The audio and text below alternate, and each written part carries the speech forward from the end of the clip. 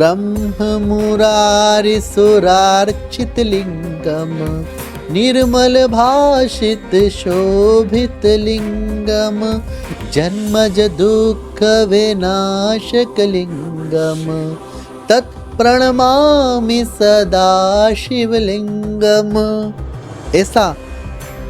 ऐसा शिवलिंग जिसकी उपासना ब्रह्मा करते हैं, विष्णु करते हैं, समस्त देवता करते हैं, जो निर्मल प्रकाश से शोभित है, ऐसे परम तत्व शिवलिंग को प्रणाम करते हैं, प्रणाम करते हैं, प्रणाम करते हैं। और मैं आज आप सभी को यही बताना है।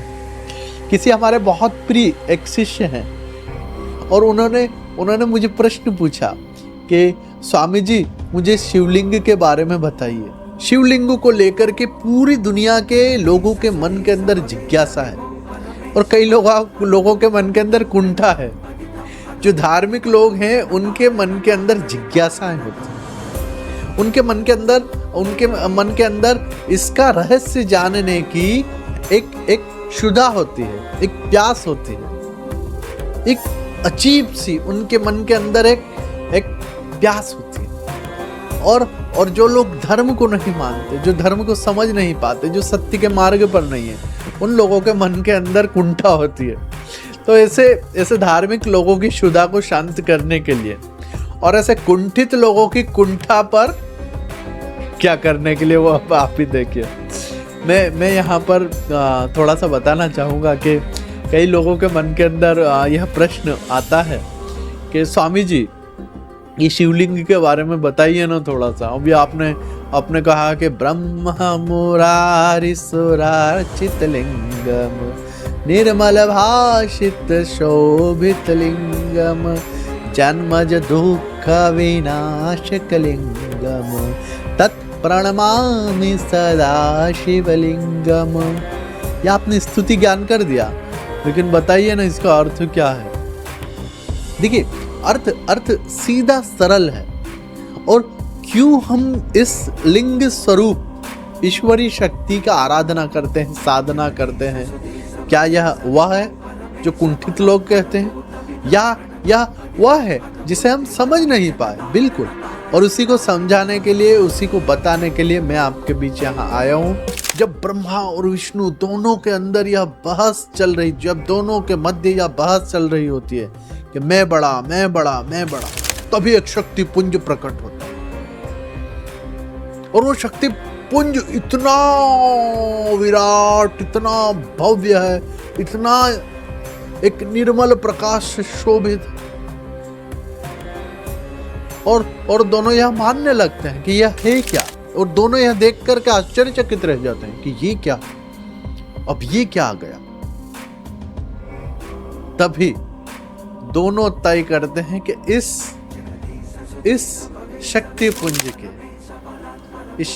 पुंज के मूल पर जो चला जाएगा, इसका जो सिरा खोज लेगा, वह बड़ा होगा, वह श्रेष्ठ माना जाएगा, वह विजयी होगा। और देखिए साथियों, एक ब्रह्मा जी जो हैं वो हंस का स्वरूप ले लेते हैं और हंस का स्वरूप लेके ऊपर की ओर चल देते हैं, और विष्णु जी वराह का स्वरूप लेकर के नीचे की ओर निकलते हैं। अब दोनों जा रहे हैं बड़ी तीव्र गति से, प्रकाश की गति से दोनों जा रहे हैं, लेकिन कुछ नहीं दिख रहा, कोई था नहीं मिल रही है, कोई मूल केंद्र नहीं मिल पा रहा। लेकिन तभी अचानक से ब्रह्मा जी को भेंट हो जाती है किसकी? अभी यहाँ भी यह आप देखिए कि जिंदगी में, आपकी जिंदगी में भी कई लोग ऐसे अटपकेंगे, और ब्रह्मा जी की जिंदगी में वो अटपका, वो अटपका ऐसा जो केतकी था वो अटपका वहां पर। बोले तुम कहाँ से आ रहे हो? बोले मैं तो ऐसे इस प्रकार से मैं आया, और मैं भी अब जा रहा हूं, पता नहीं कहाँ जा रहा हूं, मुझे पता नहीं, मैं तो गिर गया हूं। तभी एक चालाकी आ जाती है ब्रह्मा जी के मन के अंदर कि अगर तुम मेरा साथ दे दो तो मैं इस जो हुआ है युद्ध हमारे बीच, इसमें विजय हो जाऊंगा। यह हमारे बीच जो विवाद का स्थिति पैदा हुआ, इसमें मैं विजय हो जाऊंगा। या हम दोनों के बीच जो परीक्षा है, इसमें मैं उत्तीर्ण होकर के विजयी हूँ, प्रथम आऊंगा। बोले क्या करना है? तो बोले तुम कह देना कि मैं वहीं था जहां पर मूल केंद्र था, वहीं पर ये मुझे मिल गए और इन्होंने देख लिया। इतने में ही विष्णु जी भी आ रहे हैं ऊपर की ओर। विष्णु जी ने पूछा तुम्हें कुछ मिला? बोले हाँ मुझे तो मिल गया। बोले हैं? बोले हाँ मुझे तो कुछ नहीं मिला। नहीं मिला? बोले मुझे मिल गया। बोले क्या मिल गया? बोले केंद्र मिल गया, मैं तो देख करके आ गया, मैं तो इसके सिरे पर होकर के आ गया। देखो ये केतकी भी इसका गवाह है। और यही गवाही साथियों, कई बार आपको भी अपने जीवन में एक ऐसा गवाह मिल जाएगा जो आपके विनाश का कारण बनेगा। और यहाँ पर भी देखिए किसके विनाश का कारण बनता है। और ब्रह्मा जी को जैसे ही कहता हुआ सुनते कि देखो केतकी है, इसने ये मुझे वही मिला है, कि इसके सिरे पर जाकर के मिला है। और फिर जैसे ही विष्णु जी उनको प्रणाम करते हैं, विजय मानते हैं, वैसे ही उस शक्ति पुंज में से विराट, भव्य और रुद्र भयंकर क्रोध में बाहर निकलते हैं, जिन्हें भैरव स्वरूप, कपाल भैरव भी कहा जाता है। और क्रोधित होते हुए कर देते हैं, क्या कर देते हैं? उस मुख को ही समाप्त कर देते हैं जहां से असत्य वचन कहेगा। और यही साथियों होने वाला है, यही होने वाला है। अगर आप आपके जीवन में किसी गवाह को लेकर के, किसी अहंकार को लेकर के कोई विजय होने की कामना रखते हैं, विनाश ही होगा। और यही हुआ है उस शक्ति पुंज में से। उस शक्ति पुंज में से विराट भव्य स्वरूप के कपाल भैरव रुद्र प्रकट होते हैं और धाड़ करके कि तुमने झूठ कहा। और भी आगे बहुत कुछ होने वाला था, लेकिन विष्णु जी ने कहा जाने दो अभी, छोड़ो। और शांत होकर के फिर वो केतकी को भी कहते हैं कि आज से तेरा और मेरा कुछ भी नहीं, मेरे सामने ना दिख जाना। और यहाँ पर साथियों ध्यान दीजिए कि वह जो शक्ति पुंज है, वह एक लिंग स्वरूप में परिवर्तित हो जाता है। ब्रह्म मुरारि सुरार्चित लिंगम, निर्मल भाषित शोभित लिंगम, जन्मज दुख विनाशक लिंगम, तत्प्रणमामि सदा शिवलिंगम। और यहीं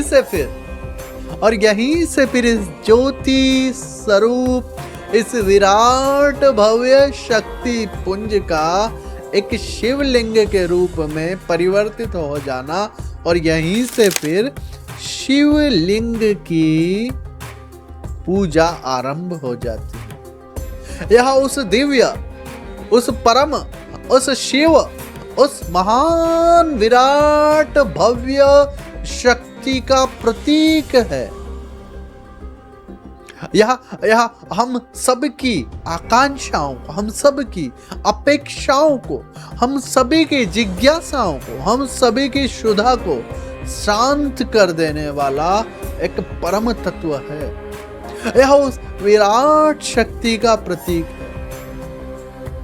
तो समझ में आया साथियों कि उस विराट शक्ति तक अगर पहुंचना है, उस विराट भव्य शक्ति के मूल तक पहुंचना है, उसके थाह तक जाना है, तो उसके लिए आपको अहंकार नहीं करना है, उसके लिए आपको असत्य नहीं बोलना है।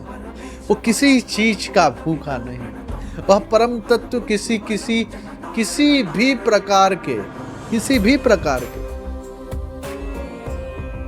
भी प्रकार के आडंबर का भूखा नहीं। वह तत्व आपसे क्या चाहता है, तत्व आपसे बस कुछ नहीं चाहता है, यही वह चाहता है। यह शिवलिंग जो है यह उस महान ज्योति का एक प्रतीक है। तो समझ में आया साथियों, यह जो शिवलिंग है यह ज्योतिर्लिंग है।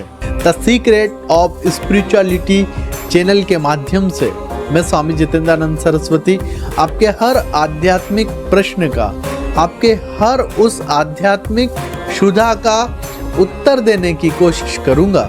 हर आपके आध्यात्मिक प्रश्न का उत्तर देने में आया हूँ।